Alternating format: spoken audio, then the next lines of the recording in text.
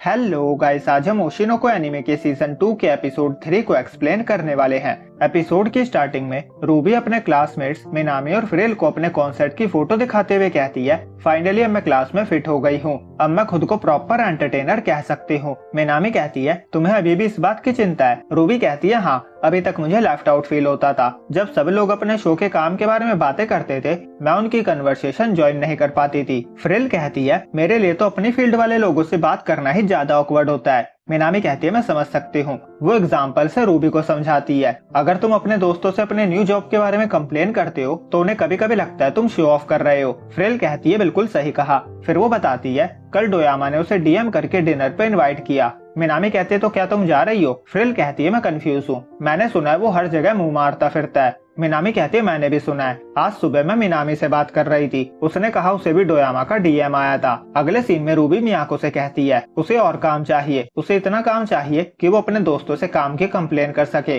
मैमचो कहती है, पियोन के साथ कोलैब कर लेते हैं। रूबी कहती है, हाँ, पर मैं दूसरे कॉन्सर्ट भी करना चाहती हूँ। मियाको कहती है, जब तक काना का प्ले खत्म नहीं होता तुम कोई कॉन्सर्ट नहीं कर सकती। तभी काना आती है। मैमचो कहती है, रिहर्सल खत्म हो गई क्या? काना कहते नहीं, बस रुक गई है। ओरिजिनल क्रिएटर और स्टाफ वालों की लड़ाई हो गई है, अगर सब ठीक नहीं हुआ तो कुछ वीक के लिए रिहर्सल सस्पेंड हो जाएगी। रूबी पूछती है, मेरा भाई कहाँ है? और फिर हम एक्वा और अकाने का सीन देखते हैं। अकाने उसे स्टेज अराउंड थिएटर लेकर गई थी। वो कहती है, हम लकी है कि हमें टिकट्स मिल गई, ये बहुत पॉपुलर शो है। वो दोनों अंदर जाते हैं, वहाँ मॉनिटर लगे हुए थे। अकाने कहते, सब्र करो। तभी मॉनिटर ओपन होता है और एक्ट्रेस की एंट्री होती है। मॉनिटर को पर्दे की तरह यूज किया गया था। प्ले देखकर एक्वा पूरी तरह सरप्राइज हो जाता है। प्ले के खत्म होने के बाद अकाने पूछती है, उसे कैसा लगा? एक्वा कहता है, जितना मैंने सोचा था उससे 50 गुना ज्यादा अच्छा था। पहले तो मॉनिटर के पर्दे ने मुझे चौंका दिया, उससे कितने सारे इफेक्ट बनाए जा सकते हैं। और सबसे अच्छी बात थी कि ऑडियंस रोटेटिंग 360 डिग्रीज वाली सीट पे बैठी थी, जिससे उन्होंने मल्टीपल स्टेज बना लिए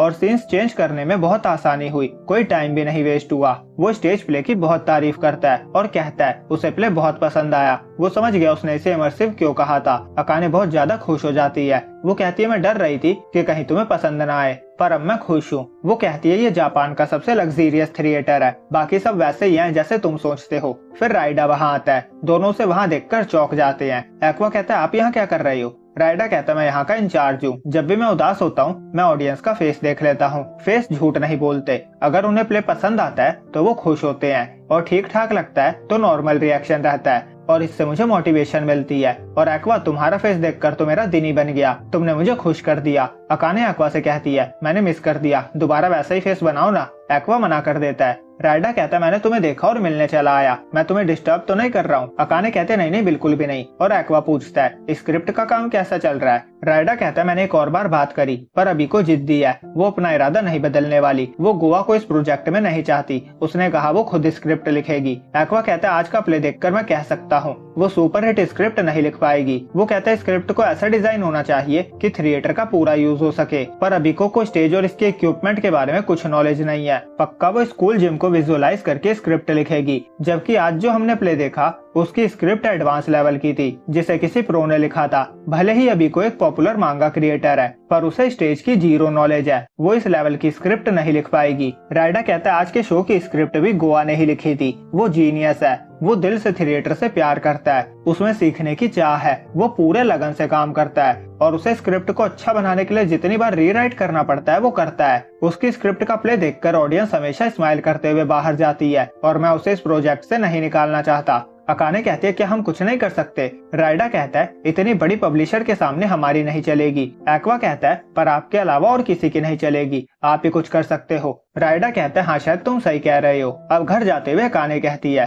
तुम्हें लगता है वो गोवा को निकाल देंगे? मुझे भी गोवा की स्क्रिप्ट से प्रॉब्लम थी, पर ओवरऑल वो अच्छी स्क्रिप्ट थी। एक्वा कहता है, प्रॉब्लम उनके कम्युनिकेशन में है, अगर वो अच्छे से बात कर पाए तो प्ले और भी अच्छा जाएगा। मैं उनकी वजह से आज इतना अच्छा शो देख पाया और इसके बदले मैं उनके लिए कुछ करना चाहता हूँ। और वो योरिको को कॉल करता है और अगले दिन काना, एक्वा, अकाने और मैट सब योरिको के घर जाते हैं। और अकाने आने के लिए माफी मांगती है क्योंकि वहाँ सब स्वीट टुडे के कास्ट वाले आए थे, पर वो उनमें से ना होते हुए भी आ गई थी। यूरिको उन्हें अपने रूम में ले जाती है। अकाने पूछती है वो मांगा ड्रॉ कैसे करती है। यूरिको उसे ग्राफिक्स टैबलेट दिखाती है जिसके मॉनिटर पे वो डायरेक्टली ड्रॉ करती है। अकाने कहती है सब डिजिटल हो गया है। यूरिको कहती है आजकल सब ऐसे ही होता है। मेल्ट कहता है मांगा आर्टिस्ट कितने अमेजिंग होते हैं, वो स्टोरी के साथ ड्रॉ भी करते हैं। यूरिको सड़ा सा फेस बनाकर हाँ कहती है। मेल्ट रोता हुआ एक्वा से कहता है ये मुझसे सही से बात क्यों नहीं करती। एक्वा कहता है खुद से पूछो, तुमने स्वीट टुडे में कितनी घटिया एक्टिंग करी थी। फिर यूरिको सबको ड्रिंक ऑफर करती है, पर सब अंडर 18 थे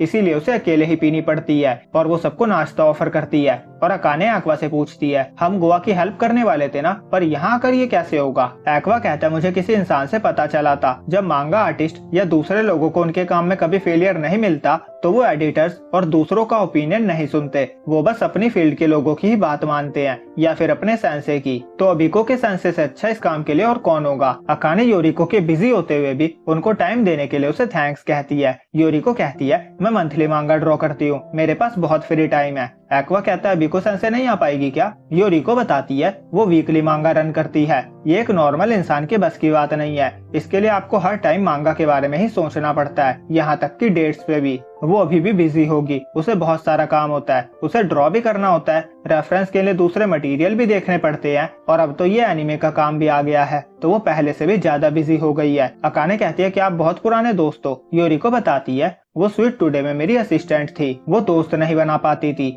वो अपने साथी असिस्टेंट से सोशलाइज नहीं हो पाती थी, पर जब मांगा के बारे में बात करनी होती थी तो वो सबको पीछे छोड़ देती थी। वो कहती है जब एक मांगा आर्टिस्ट दूसरे मांगा आर्टिस्ट के क्रिएशन को पढ़ता है तो वो जान लेता है कि ऑथर कैसा पर्सन है, और जब मैंने अबिको की मांगा पढ़ी मैं समझ गई वो दूसरे लोगों से रिलेशनशिप बनाना चाहती है पर नहीं बना पाती, और यही उसे हर्ट करता है, इसीलिए मैंने उसे अटेंशन देना स्टार्ट किया और वो मुझसे अटैच्ड हो गई। वो बहुत प्यारी बच्ची है। और फिर उसकी मांगा वीकली पब्लिश होने के लिए सीरियलाइज हो गई, वो रातों रात फेमस हो गई, वो पलक झपकते मुझसे बड़ी आर्टिस्ट बन गई और कभी फेल भी नहीं हुई, इसीलिए उसे लगता है उसका ओपिनियन हमेशा सही होता है। अकाने कहती है उसके एडिटर ने उसे समझाया नहीं। यूरिको कहती है एडिटर के दो काम होते हैं, ऑथर से ऐसा मांगा क्रिएट करवाना जो सेल हो, और जब मांगा सेल होने लगे तो उसे खत्म ना होने देना। ऑथर तो जल्दी फिनिश करना चाहते होते हैं पर एडिटर उन्हें अलग अलग बहाने से मना करते हैं। कोई भी पैसे बनाने वाली चीज को एंड नहीं करवाना चाहता और इसीलिए मांगा आर्टिस्ट का गुस्सा सर पे रहता है और उनका बिहेवियर भी गुस्से वाला हो जाता है। अकाने कहती है तो गोवा को इस प्रोजेक्ट से निकाल दिया जाएगा, क्या आप अबिको को ऐसा करने से मना नहीं कर सकती। यूरिको याद करती है जब वो रिहर्सल को रुकवाकर घर जा रहे थे तो यूरिको ने कहा था प्रोडक्शन क्रू तुम्हारे डिसीजन से खुश नहीं था, तुम उन पे ट्रस्ट कर सकती थी। अबिको ने कहा था आपने ट्रस्ट किया तो था, तभी स्वीट टुडे का इतना बुरा हाल हुआ। 90% क्रिएटर का काम कचरा होता है, वो सब थर्ड ग्रेड क्रिएटर होते हैं। आपको अपने खुद के टैलेंट पे ही बिलीव करना चाहिए, आप बहुत जल्दी ट्रस्ट कर लेते हो, अगली बार ध्यान रखना। फिर वो याद करती है जब अबिको की मांगा का एनिमे अडेप्टेशन कंफर्म हुआ था तो वो कितनी खुश थी। उसकी मांगा की 10 मिलियन कॉपीज सेल हुई थी और वो यूरिको से भी बहुत आगे निकल गई थी, और क्योंकि यूरिको भी सेम बिजनेस में ही थी तो उसे जलन हुई। पर जब अबिको ने उसे बताया कि वो उसे अपना टीचर मानती है तो यूरिको पूरी तरह से उसका साथ देने लगी, और इसीलिए वो अकाने को सॉरी कहती है। वो बताती है अबिको को पसंद नहीं है कि कोई उसके क्रिएशन में चेंजेस करे, और मैं उससे रिलेट कर सकती हूँ, मैं उसकी तरह ही फील करती हूँ। मैं भी चाहती हूँ मेरे कैरेक्टर्स को लवली ट्रीट किया जाए, आखिर वो हमारी क्रिएशन है, वो हमारे बच्चों की तरह होते हैं, और इसीलिए इसमें मैं तुम्हारी कोई हेल्प नहीं कर सकती, सॉरी। एक्वा कहता है ठीक है तो बस मेरा एक काम कर दो, ये लिफाफा अबिको सेंसे को दे देना। अब रात में यूरिको अबिको को लिफाफा देने उसके घर जाती है। वो मांगा ड्रॉ कर रही थी, उसकी डेडलाइन कल की थी पर वो लेट चल रही थी। यूरिको से असिस्टेंट की हेल्प लेने को कहती है पर अबिको कहती है उसका कोई असिस्टेंट नहीं है। वो बताती है उसने जितने असिस्टेंट को रखा सबको बार बार समझाया पर कोई भी उसके आर्ट स्टाइल को मैच नहीं कर सका। वो जैसा बैकग्राउंड बनाते थे उससे इमोशंस मैच ही नहीं होते थे, और उसने रियलाइज करा कि बार बार ठीक करवाने की जगह वो खुद काम करेगी तो ही जल्दी होगा। यूरिको कहती है तुम खुद ही ड्रॉ कर रही हो, कब से? वो बताती है 2 महीने पहले से। यूरिको कहती है तुम सो भी पाती हो? वो कहती है हाँ 2 घंटे, पर डेडलाइन की वजह से आज नहीं सो पाऊंगी। यूरिको कहती है इस तरह तो तुम मर जाओगी या फिर काम से डिप्रेस हो जाओगी। अबिको कहती है next week colour page draw करना है और न्यू वॉल्यूम रिलीज के लिए भी ड्रॉ करना है, तो मरना ही अभी के लिए सुनने में ज्यादा अच्छा लग रहा है। यूरिको कहती है और प्ले की स्क्रिप्ट का क्या? अबिको कहती है वो मैं इस चैप्टर के बाद लिखूंगी। यूरिको उसकी कंडीशन को देखते हुए उसकी हेल्प करती है। वो बैकग्राउंड ड्रॉ करने जाती है और उसकी डिटेल आर्ट को देखकर कहती है, वीकली मांगा के लिए इतना डिटेल ड्रॉ करना टफ काम है, ये अकेले की बात नहीं है, असिस्टेंट हायर करो। अबिको कहती है, मैंने एडिटर को कहा था पर उसके पास कोई ऐसा नहीं है जो मेरे काम आ सके। योरिको कहती है, असिस्टेंट को ट्रेन करना पड़ता है। अबिको कहती है, मेरे पास टाइम नहीं है, मैं जब भी थोड़ी स्ट्रिक्ट होती हूँ वो क्विट कर देती है। योरिको कहती है, तुम्हें इतना डिटेल ड्रॉ करने की जरूरत नहीं है, तुम कॉम्प्रोमाइज कर सकती हो। अबिको को डर था कि अगर वो मांगा क्वालिटी में कॉम्प्रोमाइज करेगी तो लोग उसका मांगा खरीदना छोड़ देंगे। योरिको से समझाने का ट्राई करती है। वो कहती है, तुम क्वालिटी का बहाना बनाकर कम्युनिकेट करने से दूर भाग रही हो, तुम अपनी गलती के लिए दूसरों को ब्लेम कर रही हो। अबिको कहते, तुम क्या जानो, तुम तो मंथली मांगा के पेज से काम करती हो, जब 50 मिलियन यूनिट सेल हो जाए तब ऐसी बातें करना, मेरे ऊपर वीकली लाखों लोगों की एक्सपेक्टेशंस होती है। योरिको कहती है, तुम्हारी 50 मिलियन वाली बात का जवाब इंडस्ट्री में कोई नहीं दे पाएगा, पर मेरी मांगा तुमसे ज्यादा एंटरटेनिंग होती है। और काम करते करते दोनों एक दूसरे को बुरा भला बोलने लगते हैं और रात 4 बजे फाइनली उनका काम फिनिश हो जाता है और वो डिलीवरी करवाकर भिजवा देते हैं। अबिको कहती है, हर वीक मुझे लगता है इस वीक में नहीं कर पाऊंगी पर किसी तरह कर देती हूँ। फिर वो उससे सॉरी कहती है। वो कहती है, मैं बहुत टाइम से सही से सो नहीं पाई हूँ, मेरा दिमाग काम नहीं कर रहा है, मैंने बहुत कुछ बुरा भला बोल दिया, सॉरी। योरिको कहती है, कोई बात नहीं, मैंने भी तो बोला, पर अगर तुमने फिर कभी ऐसा किया तो मैं तुमसे अलग हो जाऊंगी। अबिको रोने लगती है। वो कहती है, मैं लोगों से कैसे बात करूं? योरिको कहती है, उनसे मिलो। वो कहती है, मीडिया फ्रेंचाइज एक टीम एफर्ट है, उसमें बहुत सारे काम होते हैं, तुम इसे अकेले नहीं कर सकती, तुम्हें प्रैक्टिकल हो जाना चाहिए। अबिको कहती है, पर मुझे स्वीट टुडे ड्रामा बहुत बेकार लगा,